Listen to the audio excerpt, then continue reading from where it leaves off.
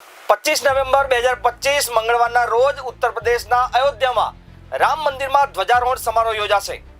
ધ્વજારોહણ સમારોહ પહેલા ગુજરાતમાં રામ મંદિર માટે ખાસ ધજા બનાવવામાં આવી છે. જે ધજા તાપ, વરસાદ અને ભારે પવન સહિત તમામ હવામાન પરિસ્થિતિનો સામનો કરવા માટે સક્ષમ છે. શું છે સમગ્ર વિગત? આવો વિગતવાર જોઈએ. નમસ્કાર, હું છું જયદેવસિંહ વાઘેલા. આપ જોઈ રહ્યા છો વીઆર લાઈવ ન્યૂઝ. 25 નવેમ્બર મંગળવારના રોજ અયોધ્યાના રામ મંદિરમાં પહેલીવાર રામ સીતાના વિવાહનો ઉત્સવ ઉજવવામાં આવી રહ્યો છે. આ સાથે જ ભવ્ય ધ્વજારોહણ સમારોહ પણ યોજાશે. વડાપ્રધાન નરેન્દ્ર મોદી મુખ્ય મહેમાન તરીકે ઉપસ્થિત રહેવાના છે. જેઓ બટન દબાવીને રામ મંદિરની ટોચ પર આશરે 191 ફૂટ ઊંચાઈએ ધ્વજાનો ફરકાવશે. શ્રી રામ જન્મભૂમિ તીર્થ ટ્રસ્ટના મહાસચિવ ચંપતરાયે જણાવ્યું કે રામ મંદિરનું શિખર 161 ફૂટ ઊંચું છે, જેની ઉપર 30 ફૂટ ઊંચો ધ્વજ સ્તંભ ફરકાવવામાં આવશે.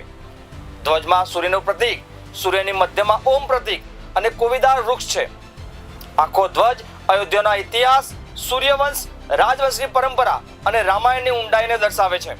રામ મંદિરના 161 ફૂટ ઊંચા શિખર પર 42 ફૂટ ઊંચા ધ્વજારોહણ સ્તંભ પર ધજા ફરકાવવામાં આવશે, જે 360 ડિગ્રી ફરકતી ગઠબંધન ટેકનોલોજી પર બનેલ છે, જેની ધજા જોરદાર પવન દરમિયાન પણ લહેરાતી રહે છે.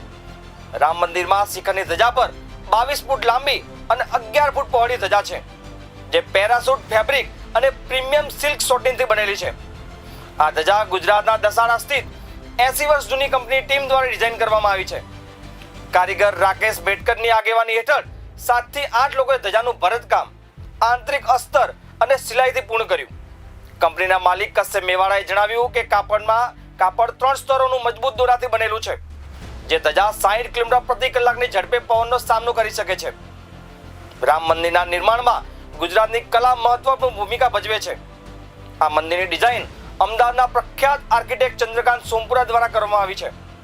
સુરતના કારીગરોએ સુંદર ગણેશ પંડાલનું મોડેલ તૈયાર કર્યું હતું અને સુરતના એક હીરા વેપારીએ ભગવાન રામની મૂર્તિ માટે 6 કિલો એટલે કે આશરે 11 કરોડ રૂપિયા વજનનો મુગટ પણ દાન કર્યો હતો. તમને જણાવી દઈએ, પ્રધાનમંત્રી નરેન્દ્ર મોદી 25 નવેમ્બરના રોજ રામ જન્મભૂમિ મંદિરના ધ્વજારોહણ કરશે. દેશ અને વિદેશમાંથી હજારો રામ ભક્તો ધ્વજારોહણ સમારોહમાં સાક્ષી બનશે. અચાનક તબિયત બગડવાની સ્થિતિમાં સીએમઓએ 18 કાર્યક્રમ સ્થળોએ નિયંત્રણ રૂમ અને કામચલાઉ પ્રાથમિક સારવાર કેન્દ્રો પણ સ્થાપિત કર્યા છે. આ ભવ્ય કાર્યક્રમ અતિ ભવ્ય બનવાનો છે. આ વિષય પર આપનું શું કહેવું છે, અમને નીચે કોમેન્ટ બોક્સમાં જરૂરથી જણાવજો. ત્યાં સુધી મને આપશો રજા. નમસ્કાર.